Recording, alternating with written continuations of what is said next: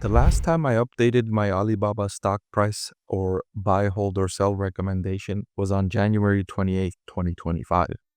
And of course, since then, we've had some major changes in the macroeconomic outlook as a result of President Donald Trump's tariffs on worldwide trading partners, and especially the tariffs on China and the resulting impact on the Chinese economy those tariffs could have.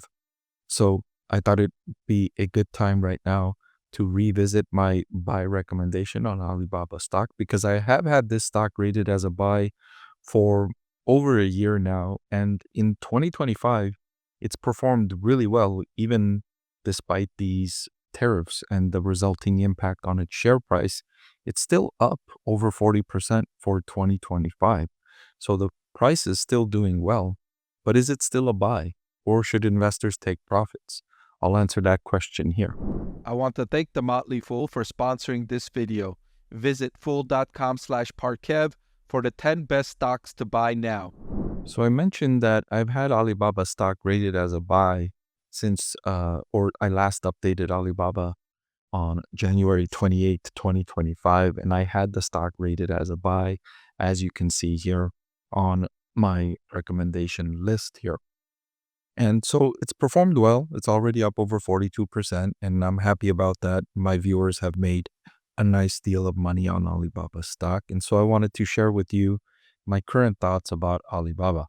So those of you that have been following my channel, you know that I do discounted cash flow valuations, proprietary discounted cash flow valuations that calculate what I believe is a fair value for the business today.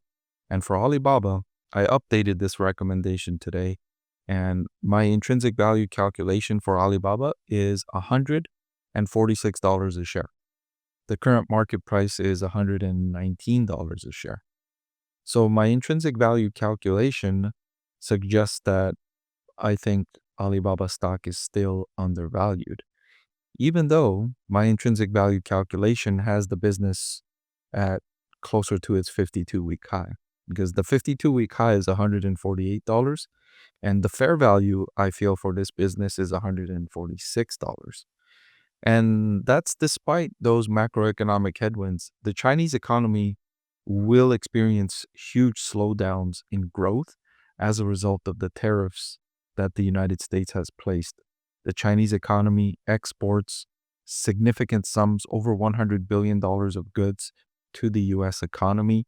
And so when the US places tariffs on China of over 145%, many of the buyers of those goods will stop buying those goods. They'll look to other sources in other regions where the tariff impacts are not as large.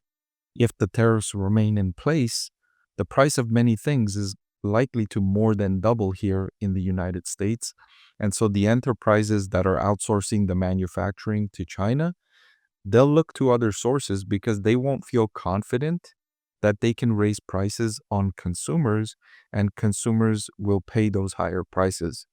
Already, I'm seeing early results from companies that have reported earnings, and they've, for the most part, increased prices, and consumers are starting to pull back on the purchases. We're starting to see those pullbacks on purchases. Coca-Cola is one company that's been increasing prices significantly in recent years, and I evaluated their earnings results this morning, and they reported a decline in consumption from North America, which is the region that's impacted most by tariffs. So other companies, Pepsi-Cola, Procter and Gamble, other businesses that I've evaluated since the tariffs went into effect are feeling that pain, the pain of having to experience higher cost of goods sold and then concerned about if they will be able to pass those prices on to customers without having customers pull back their purchases. So that's going to have cascading impacts, right? So if US consumers are purchasing fewer goods that are made in China, then US businesses are going to order fewer products to be made and manufactured in China. That decrease in ordering activity from US enterprises is going to create significant decreases in production output in the manufacturing facilities in China. which then will lead those manufacturing facilities to lay off a lot of employees because they won't be able to pay those employees because they'll have fewer revenues. And so those employees that are getting laid off, they're not going to go out and spend that much money because they won't have a job. And so that'll create a cascading slowdown in the Chinese economy. Now, these tariffs have been very volatile. The president places a tariff on, removes a tariff, pauses a tariff, reduces a tariff. Lots of volatility here, which makes it even more difficult for enterprises to deal with this. They don't know where the number is ultimately going to be, what the numbers are going to change over the next few months and quarters.